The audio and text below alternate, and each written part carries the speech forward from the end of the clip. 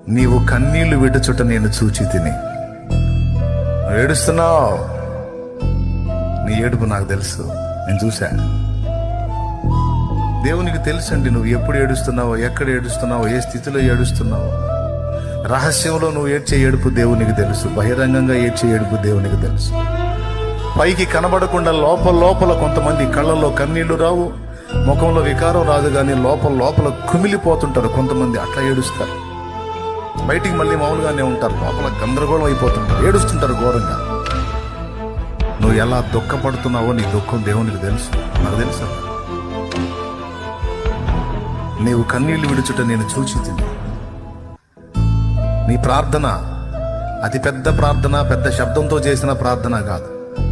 ఏడుస్తూ ఏడుపులో నువ్వు వేడుకున్నా ఆ వేడుకోలు నేను విన్నా. నేను నిన్ను బాగు చేస్తా, బాధపడవా.